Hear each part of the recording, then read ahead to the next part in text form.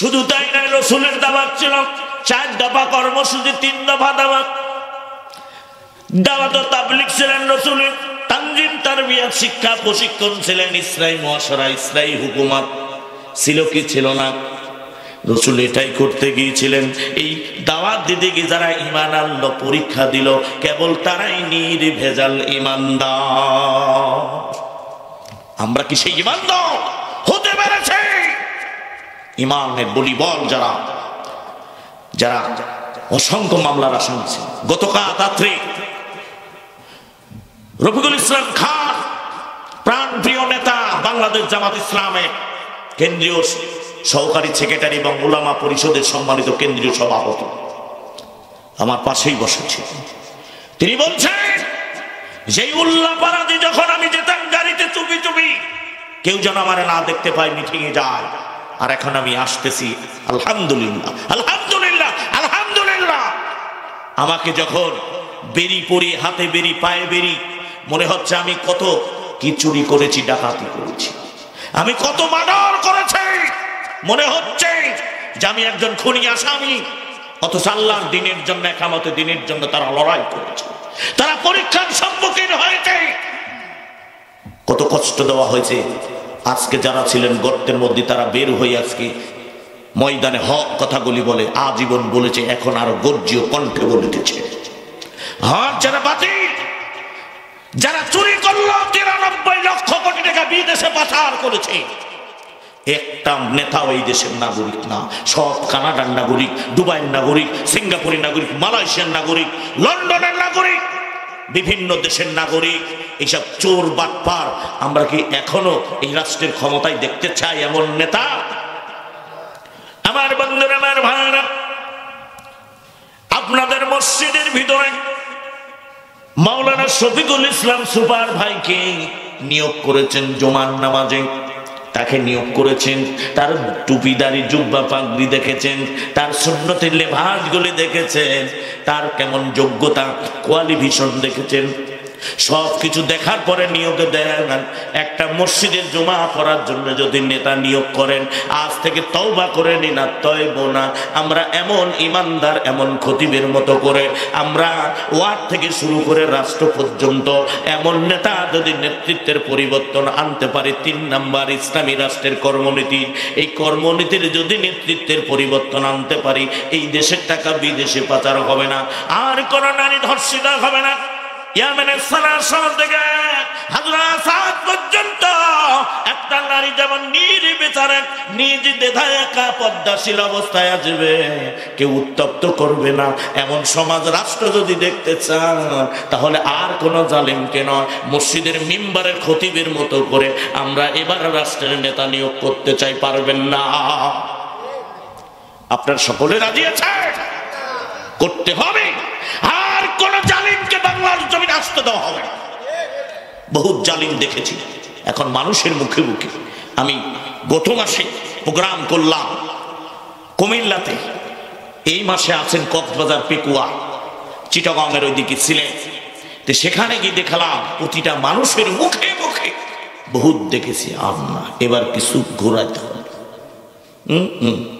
বুঝতে পারছেন? এই পিঠে তাপ লাগলে বেশি পড়ে, এই পিঠে তাপ লাগলে একটু সহ্য করে। তো কেউ এবার বেশি পুড়িয়ে গেছে, একটা পুড়ায় গেছে, আর একটা লাগতেছে। কত আমার কথা মনে কষ্ট পাচ্ছে মনে হয়।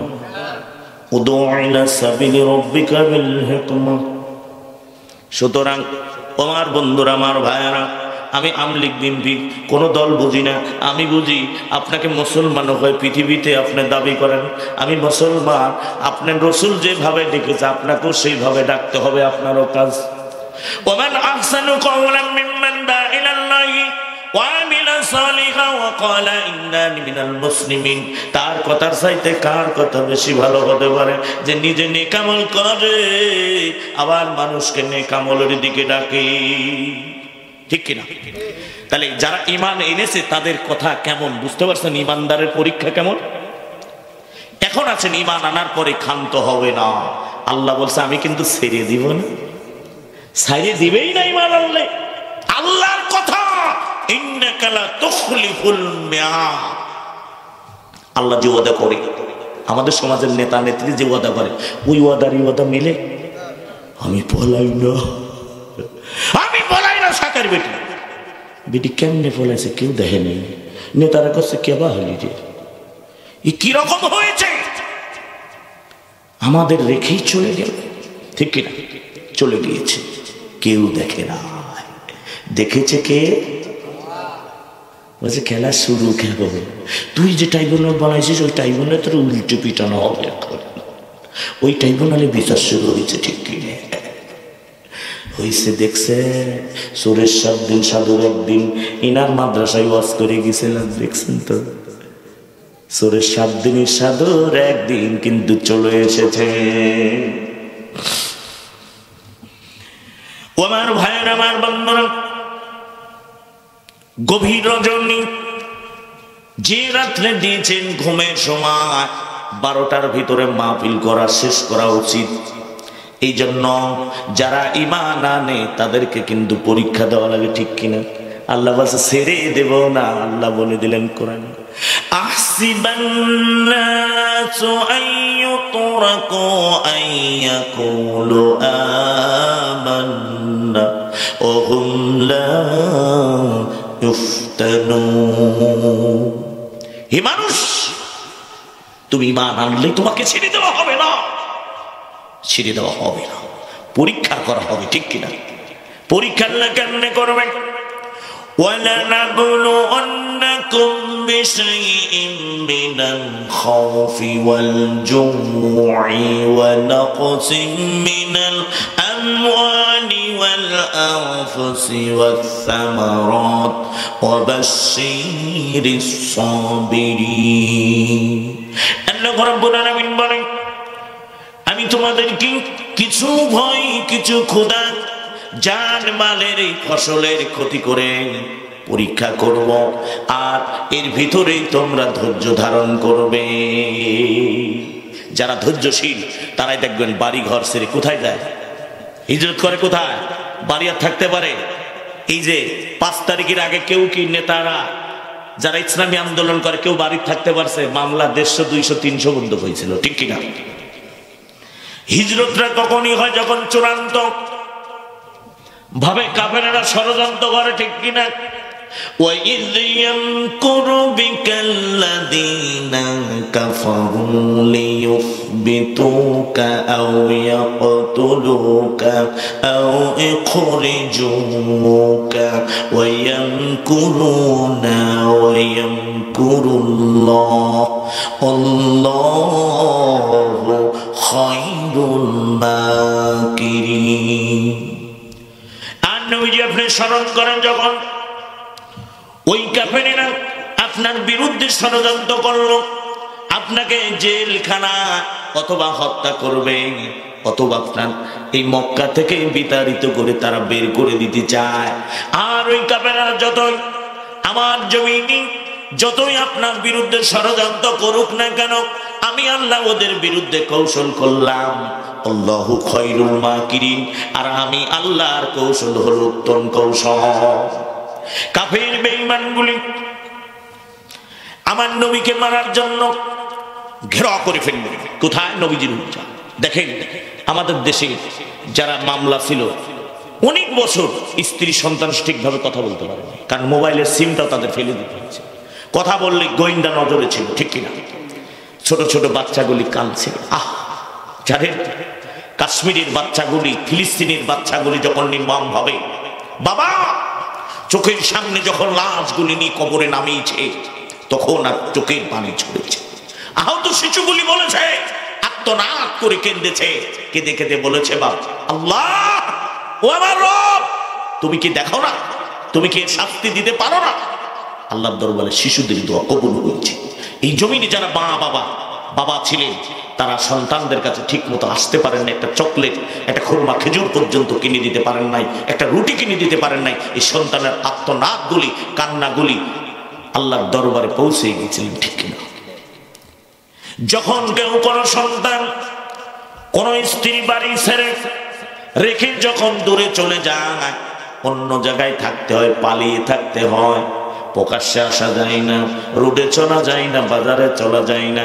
ঠিক আমার নবীজি এক ঈমান আনার কারণে, আল্লাহর জমিনে দিন কায়েম করার কারণে আমার নবীজি কাফের আবু জেহেলরা হুজরাটা ঘেরাও করে ফেললেন।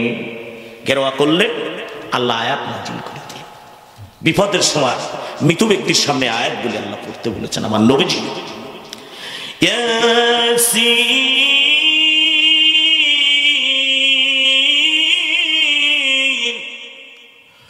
ওয়াল কুরআনিল হাকীম